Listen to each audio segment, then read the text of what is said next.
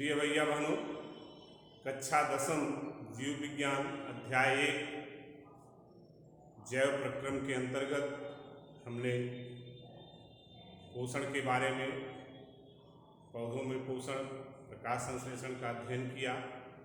आज हम जंतुओं में पोषण के बारे में चर्चा करेंगे। जंतुओं में पोषण की क्रिया 5 चरणों में संपन्न होती है। 5 चरण, पहला है अंतर्ग्रहण, दूसरा पाचन, तीसरा अवशोषण, चौथा स्वांगीकरण और पांचवा बहिक्षेपण। अंतर्ग्रहण का अर्थ होता है भोजन को शरीर में पहुंचाना, शरीर के अंदर भोजन को पहुंचाने की जो प्रक्रिया होती है उसे अंतर्ग्रहण कहते हैं। अलग अलग प्रकार के जंतुओं में अलग अलग विधियां होती हैं अंतर्ग्रहण की, और जंतुओं में विशेष रूप से इसे भक्षण कहते हैं। अंतर्ग्रहण की जो विधि है वो भक्षण विधि कहलाती है। तो शरीर में भोजन को पहुंचा देना, जैसे हम हाथ की सहायता से भोजन को मुख में पहुंचा देते हैं, तो अंतर्ग्रहण क्रिया हो गई। इसके बाद दूसरा चरण शुरू होता है पाचन। पाचन एक जटिल जैव रासायनिक प्रक्रिया है जिसमें भोजन के जटिल और दीर्घ अणुओं को सरल एवं विसरणशील अणुओं में परिवर्तित किया जाता है। मनुष्य में विकसित पाचन तंत्र होता है जिसको आहार नाल कहते हैं, जिसमें पाचन क्रिया संपन्न होती है। और भोजन जब पच जाता है तब भोजन के पचे हुए पोषक तत्वों का अवशोषण होता है। अवशोषण क्रिया प्रायः छोटी आंत में होती है जिसमें रक्त केशिकाओं का जाल फैला होता है, और ये रक्त केशिकाएँ पचे हुए भोजन से पोषक तत्वों को एब्जॉर्ब करती हैं, अवशोषित करती हैं, और रक्त के माध्यम से ये शरीर के विभिन्न कोशिकाओं में पहुंचता है, विभिन्न भागों में पहुंच जाता है। इसके बाद चौथा चरण है स्वांगीकरण।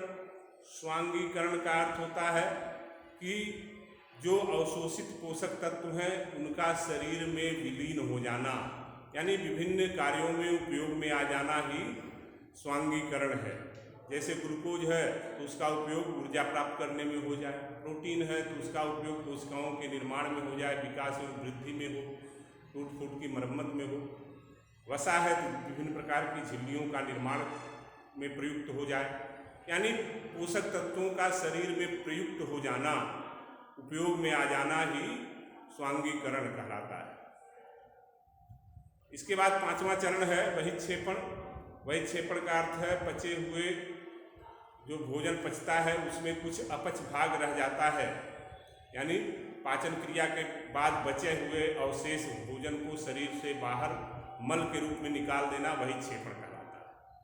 इसमें जो सबसे प्रमुख है पाचन, जिसके बारे में हम अगले वीडियो में अध्ययन करेंगे। एक जटिल प्रक्रिया है पाचन, जो एक लंबी प्रक्रिया है। इसके लिए हमारे शरीर में विकसित पाचन तंत्र यानी आहार नाल, एलिमेंट्री कैनाल होती है, और जिसके विभिन्न भागों के कार्य और रचना के बारे में हम अध्ययन करेंगे। तो अंतर्ग्रहण, भोजन को शरीर में पहुंचाना अंतर्ग्रहण कहते हैं, इसे भक्षण भी कहते हैं। विभिन्न जंतुओं में यह क्रिया अलग अलग प्रकार से होती है। जैसे एक कोशीय जंतु अमीबा है।